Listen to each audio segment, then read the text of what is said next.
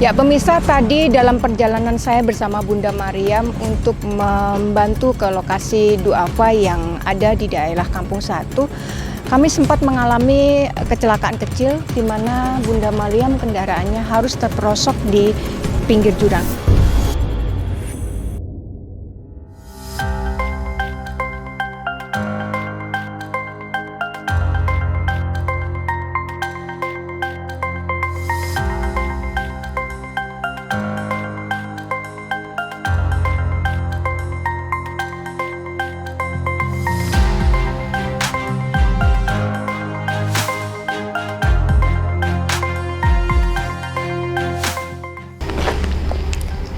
Peristiwa demi peristiwa yang terjadi tentang kekerasan pada perempuan, penelantaran hingga soal pencabulan anak-anak usia di bawah umur mungkin sudah menjadi makanan sehari-hari bagi sosok pegiat perempuan dan anak yang satu ini.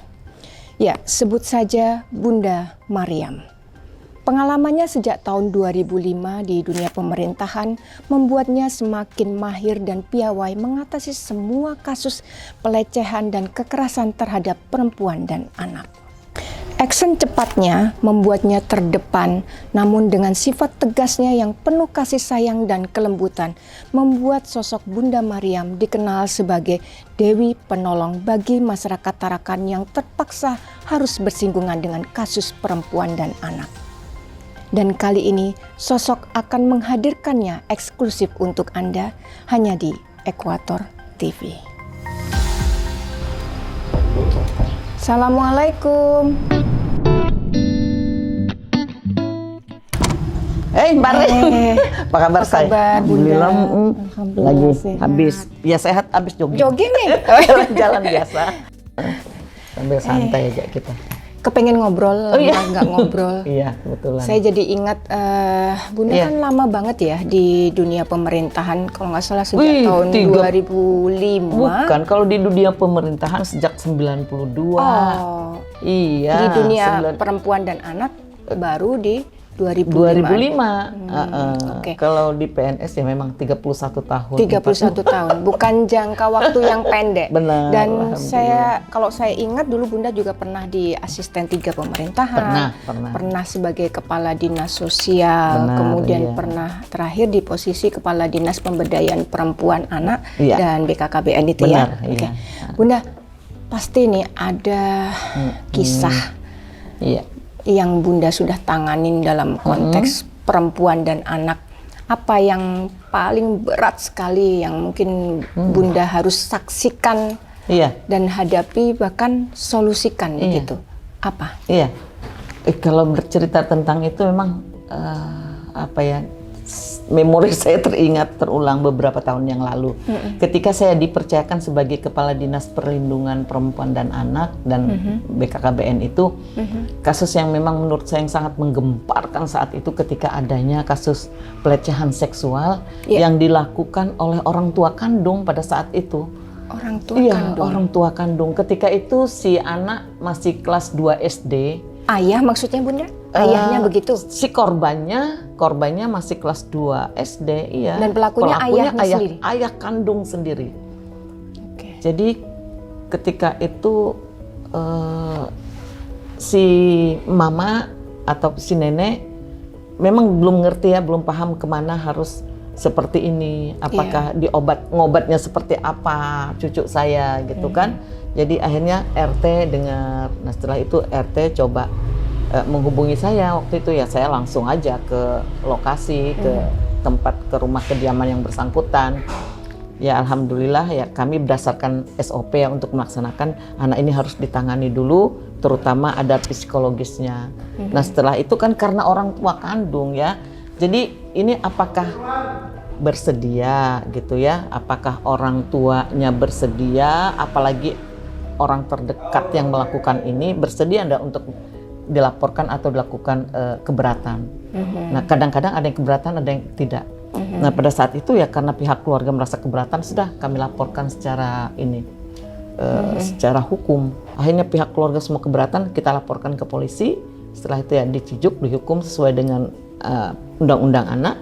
Setelah itu kita lakukan visum. Ternyata iya benar bahwa telah dilakukan pelecehan seksual. Jadi anak ini kita lakukan pendampingan secara terus-menerus sampai mentalnya itu siap. Ternyata di lingkungan sekolah, di lingkungan tempat tinggal, ternyata anak itu juga masih beban ya, trauma. Kemudian walaupun sebenarnya tidak dibully, tapi bagaimana, terutama pihak keluarga dan anak itu sendiri. Jadi saya berinisiatif ketika itu bagaimana ya supaya anak ini kembali lepas dari lingkungannya. Akhirnya dapat solusi bersama dinas sosial untuk kami lakukan terapi ke Samarinda. Perasaan Bunda sendiri waktu itu? Ya saat itu saya anak SD loh Bunda. Benar. Ketika melihat secara langsung kondisi terutama anak itu, ya ternyata mungkin itu sudah dilakukan sudah lama ya. Jadi akhirnya mental anak itu sudah juga mulai kurang bagus, kemudian fisiknya juga kurus, seperti seolah-olah tidak terawat dan seterusnya. Jadi itu kita memulihkan itu tidak mudah ya. Jadi akhirnya solusi terbaik waktu itu kita dia bawa dia keluar, tapi dengan catatan kita harus ada adik kakaknya yang bisa mendampingi agar dia tidak merasa kehilangan keluarga. Jadi inisiatif kita berangkatkan ke Samarinda. Di sana ada panti yayasan yang memang cukup bagus ya, perawatan terhadap anak. Akhirnya dia sampai kelas 6 SD di sana. Jadi kelas 2, kelas 3 sampai kelas 6 SD. Setelah itu jadi hati nurani saya ya sebagai seorang ibu mengingat anak itu, saya bilang gimana ya supaya bisa kembali lagi ke orang tua dan bangkit begitu bangkit ya kembali. dari Alhamdulillah. Iya. Alhamdulillah. Bunda, tadi Bunda sebenarnya harus ada janji nih kalau nggak salah tadi mau ke tempat kegiatan di Karangbalik. Di Karangbalik ya. Nah, kebetulan memiliki bank sampah. Saya perhatikan setiap hari ibu-ibu, orang tua yang mengantar hanya bekas-bekas aqua, kemudian bekas kardus, kaleng-kaleng bekas yang tidak terpakai, yang bisa diuangkan. Hari-hari diantar, ada yang dapat cuma 1.000, tapi itu pun dia lakukan. Benar, itu 1.500 saya jadi sedih. Terus ada yang, aduh, cuma 1.500 ya, belum cukup nih beli sayur buat untuk anak. Iya betul, saya jadi tersentuh. Saya bilang, Pak, Bu Bambang berapa sih? Ya puluhan lah Bu, banyak nih, bukan cuma di sini aja, di lingkungan sampai di Selumit pantai sana. Siapa saja yang punya ini kardus atau barang-barang bekas silakan kita timbang, kita jual. Butuh beli sayur, butuh beli makan hari-hari buat anak, nggak cukup 1.500. Ya, topiknya kembali lagi anak dan perempuan. Bunda izin, boleh kami ikut serta dengan Bunda untuk ke lokasi karena kita kayaknya pengen juga lihat apa yang sebenarnya terjadi dan yang dilakukan oleh para wanita-wanita di luar sana untuk menyambung hidupnya sehari-hari membantu para suami. Ya mudah-mudahan tidak merepotkan, alhamdulillah. Terima kasih bisa. Bunda.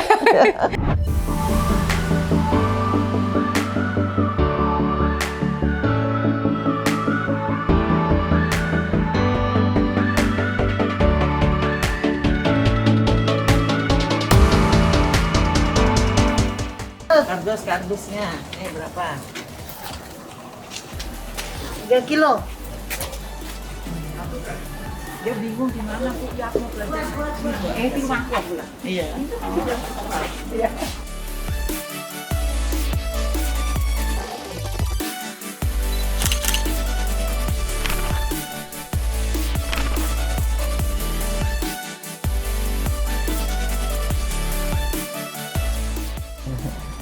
Apa nih yang ada di benak Bunda rencana untuk KLA ke depannya gitu?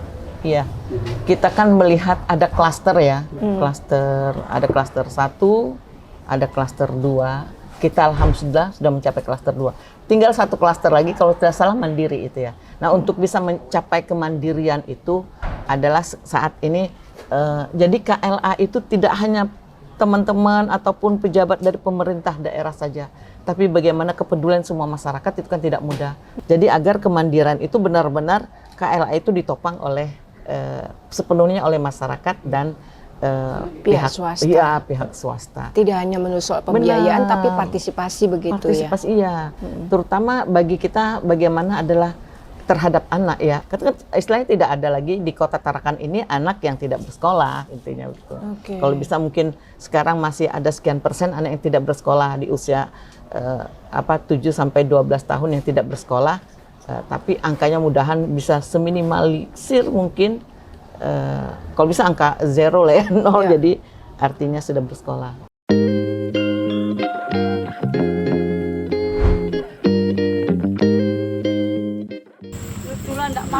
Anunya tuh yang anunya kenapa? Kepala sekolahnya Bilang sama Jabar suruh sekolah katanya Bunda Rina.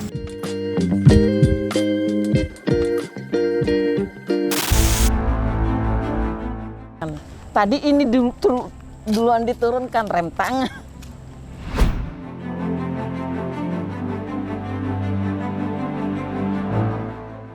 Ya pemirsa, tadi dalam perjalanan saya bersama Bunda Mariam untuk membantu ke lokasi duafa yang ada di daerah Kampung 1, kami sempat mengalami kecelakaan kecil di mana Bunda Mariam kendaraannya harus terperosok di pinggir jurang, dan beruntung kejadian ini tidak ada yang celaka.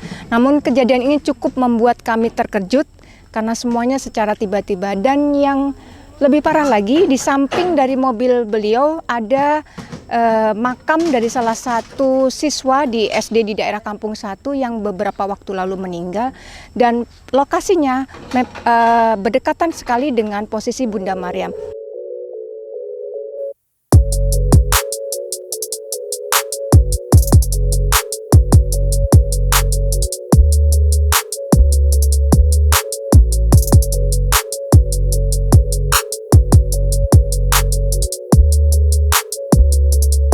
Bagaimana kita bisa membantu namanya anak kelas 6, ternyata apa problemnya. Setelah kami datang, ya itu tadi, ini kan adiknya ada berapa?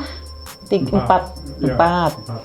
Adiknya ada 4, terus yang usia sekolah juga tidak bersekolah, yang 2. Oke, Jadi putus sekolah semua begitu. Bukan tidak putus dia memang belum sekolah kan sih. Belum sekolah, tapi usia sekolah. Tapi usia sekolah. Usia sekolah. Ya, karena ya ternyata saya datang, ditinggal gitu aja oleh ibunya. Ya kita membedah problemnya dulu. Begitu kami masuk, tanya kenapa ini usia sekolah tapi tidak sekolah. Ternyata akte kelahiran tidak ada. Ini yang sedang identitasnya masih proses begitu ya. Identitas anak yang belum ada. Ya ini yang sedang saya urus saat ini. Bilang sebelum nanti penerimaan tahun berikutnya. Ini harus bersekolah. Ya, memang tadi bagaimana Rina sampaikan bahwa kita tidak bisa kerja sendirian. Bagaimana ini problem ini bisa tuntas secara maksimal. Memang ketika saya katakan, ya ini saya pasti pertama berbicara kelas enggak dengan orang tua. Terus ajak juga anak bicara. Jadi supaya mau nggak dibantu gitu ya. Kalau sudah semuanya oke, saya langsung pleng, lega. Jadi itu mungkin salah satu stamina bagi saya, menguatkan saya bahwa problem ini selesai tapi tanpa problem berikutnya di belakang. Terkadang kan permasalahan itu problemnya selesai, ternyata belakangannya banyak buntutan rentetan problem lainnya. Iya, yang tidak bisa tuntas gitu. Saya mau ya memang harus tuntas. Jadi supaya kita bisa merasa lega, merasa semangat lagi bahwa manusia yang kita tolong alhamdulillah bisa kita bantu. Seandainya, satu pertanyaan terakhir saya, karena kita berkutat di masalah anak dan perempuan, terutama anak-anak nih ya yang sebagai generasi emas masa depan. Kalau Bunda diberi satu otoritas membuat satu kebijakan khusus terkait anak-anak, kira-kira Bunda mau bikin kebijakan apa? Kebijakan terutama ini, kalau saya lihat setiap tahun, ketika PPDB yang berkaitan dengan anak secara keseluruhan, begitu banyak bahkan ribuan orang tua yang memohon, terutama ke Basnas ya, meminta pertolongan untuk supaya uang masuk pertama berkaitan dengan pengadaan pakaian ya, baju itu. Saya ambil contoh di SMP lah, itu kan hampir mendekati 1 juta, kalau laki-laki mungkin sekitar 800, tapi kalau anak perempuan karena ada jilbab di atas 1 juta. Di Basnas itu sampai 2 minggu orang tua berbondong-bondong belas kasihan. Menunggu bantuan untuk bisa membayar. Nah, Oke. sama hal mungkin Bapak ini ketika disuruh membayar apa yang harus dilakukan, mereka tidak sanggup untuk membayar. Apa mirisnya? Bukan masalah bayar Iya. sekolahnya, tapi sudah berkembang atribut Iya, lainnya dan atribut, untuk benar, buku dan iya, sebagainya. buku, Sekolah pokoknya mungkin bisa atribut gratis, tapi sekolah. yang lain-lainnya Yang itu mungkin. itu Oke. yang tidak. Akhirnya saya memang buat pengen sekali memang dalam hal ini seperti apa sih membuat suatu kebijakan tadi ya, ketentuan bahwa ya tidak seharusnya lah mungkin ya karena atribut, karena pakaian akhirnya sekolah Mengurungkan anak-anak, seseorang iya, untuk terbengkalai bersekolah, untuk gitu. bersekolah, iya. Oke. Itu yang memang ya mudah-mudahan itu sih ke depan yang ingin saya capai agar ya terutama yang memang namanya budgeting dengan adalah membuat suatu kebijakan itu kan harus penting bagi kita Iya. semua agar orang tua tidak terbebani, akhirnya anak-anak juga bisa bersekolah dengan baik gitu. Iya.